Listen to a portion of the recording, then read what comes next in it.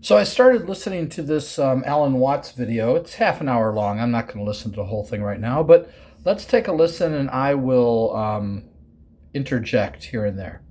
There's a curious paradox I'd like to explore with you today.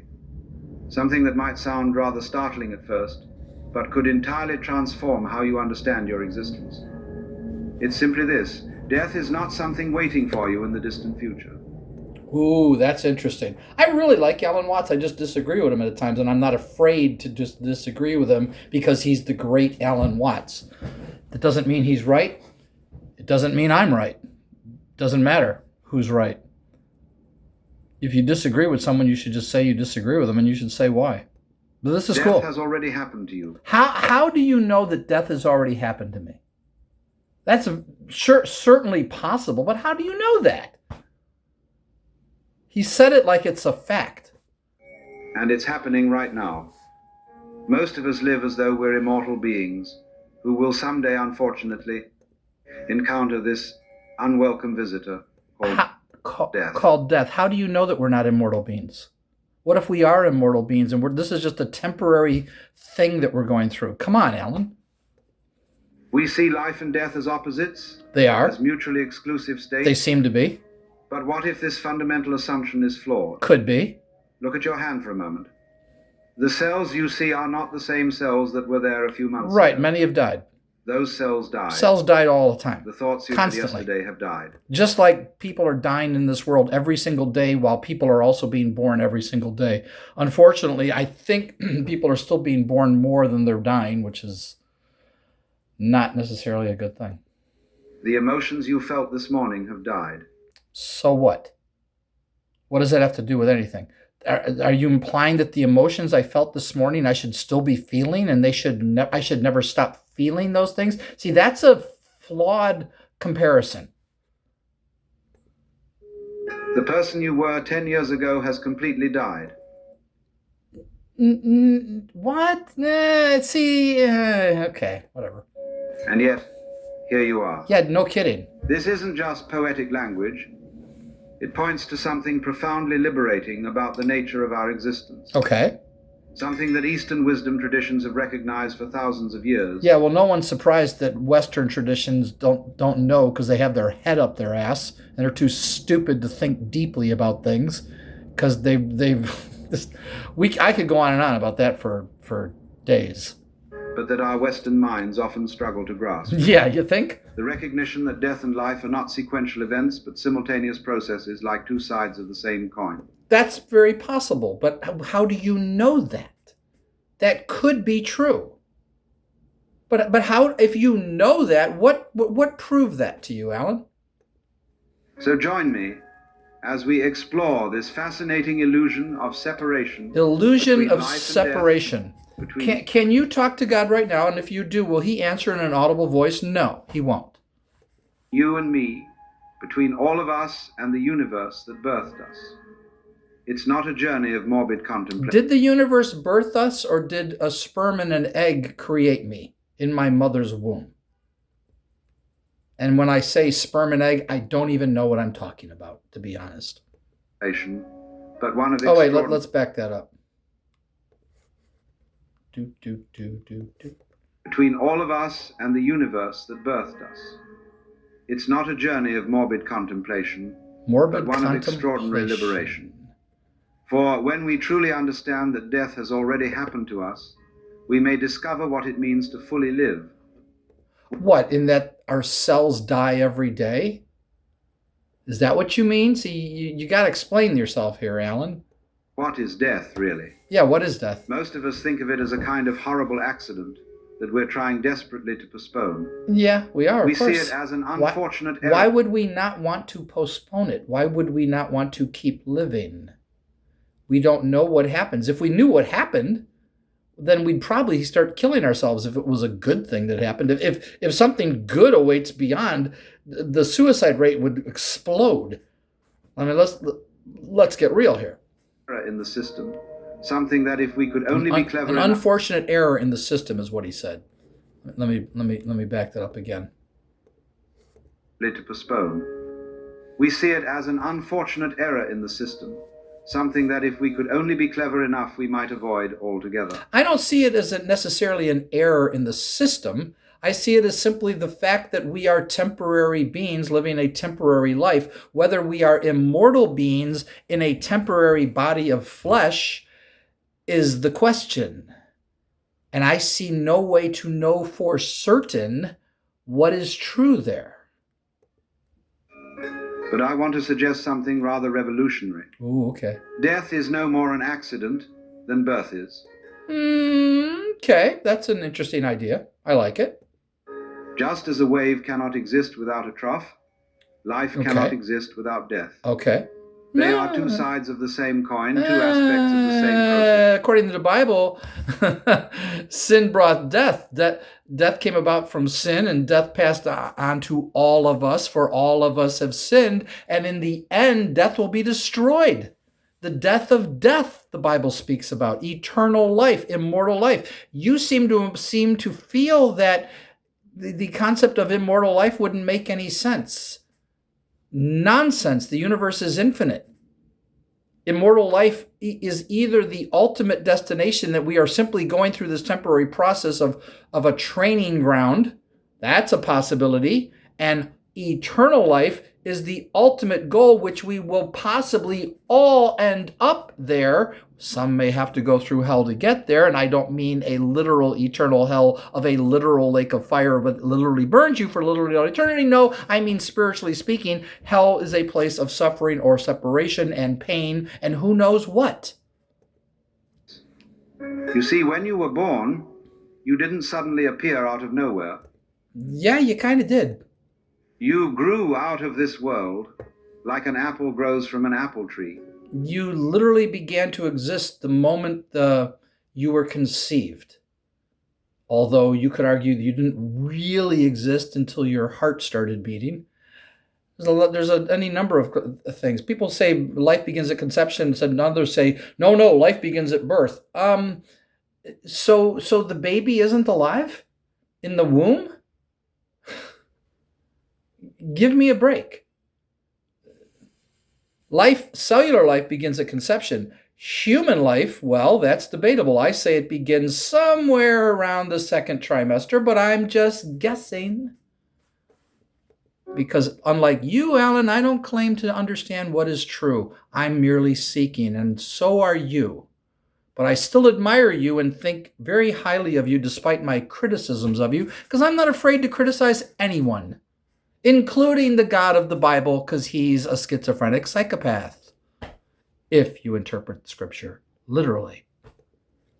You weren't put here, you came out of here. You don't know that. And when you die, you won't go away into nothing. You don't know that? You'll go back into everything.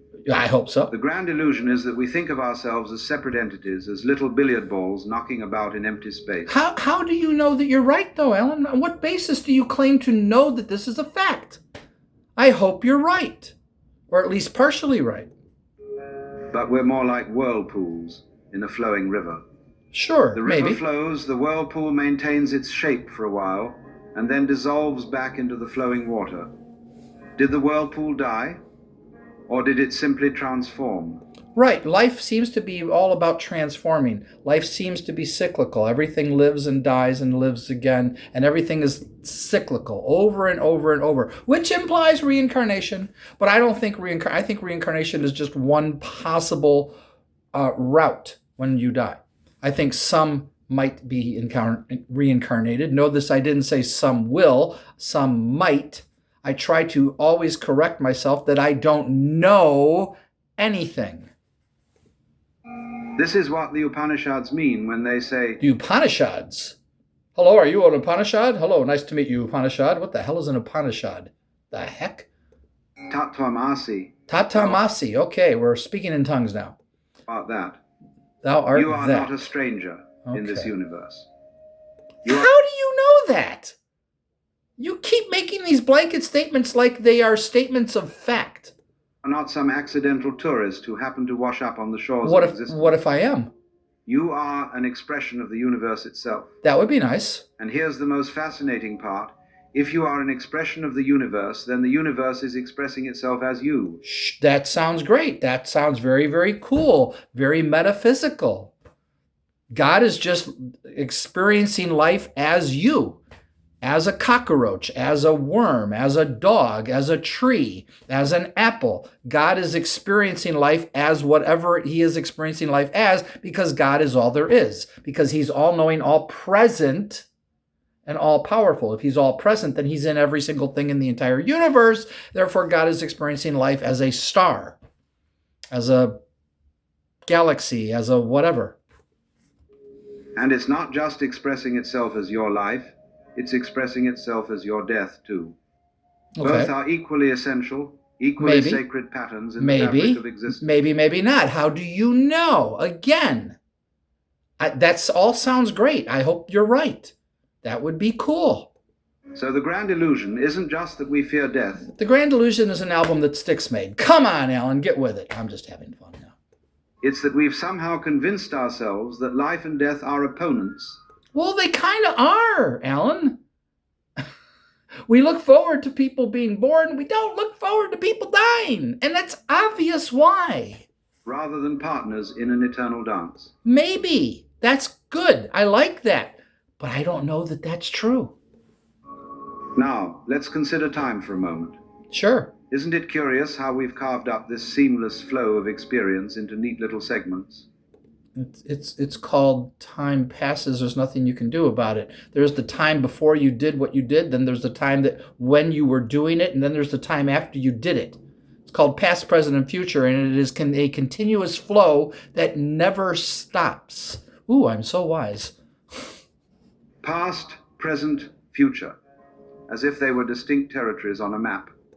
They kind of are in one sense, and in another sense, they're all interrelated and connected. Yeah, sure. Boy, I'm so intelligent, Alan. I'm almost as wise as you, maybe. Who knows? No, not really. But, But I want to suggest that... Alan is way wiser than me, folks. I'm kidding here. This map doesn't quite match the territory of reality. Doesn't match the territory of reality. Okay, sure. You see, we think of death as something waiting for us in the future. It is. It literally is. There might be more to it that we just don't understand, but I am going to die. That is a fact, unless, as some people believe, there are immortals on the earth. Believe it or not, there are people who believe that. I talked to one once. But the future doesn't actually exist except as a concept in our minds right now. As far as you know. No.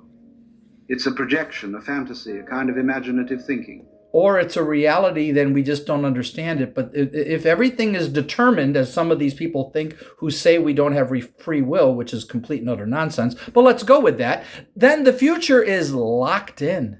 It is guaranteed to go a certain way.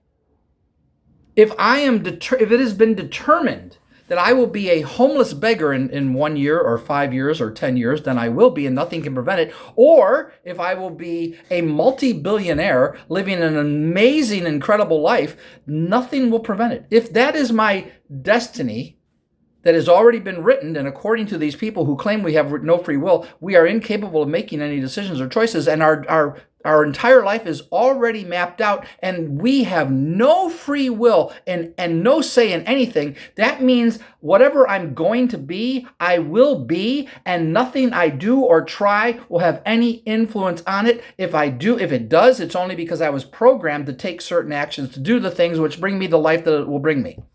But if I'm going to be a billionaire 1, 2, 3, 4, 5 years from now, or 1, 2, 3, 4, 5 days from now, then it's going to happen and nothing can stop it.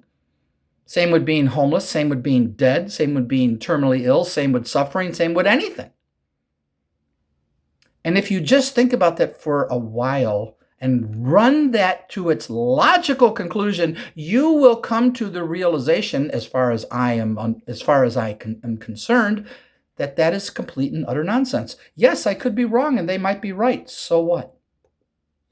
The only thing that ever exists is this present moment. That's probably true. But again, if everything is determined, and everything might be determined. See, I think determinism can exist and free will can exist side by side, in that I can freely make choices, but what is determined for my life, that I will become such and such, or I will do such and such, could be already written in the stars, and yet I still have free will to decide, will I have French toast this morning or eggs and toast? I don't think it is written in the stars what I'm going to have for breakfast tomorrow. And I think people who think that are trying to find a way to not be responsible for their actions. They want out of any responsibility. It is the ultimate, it wasn't my fault. That's what I think is going on with these people.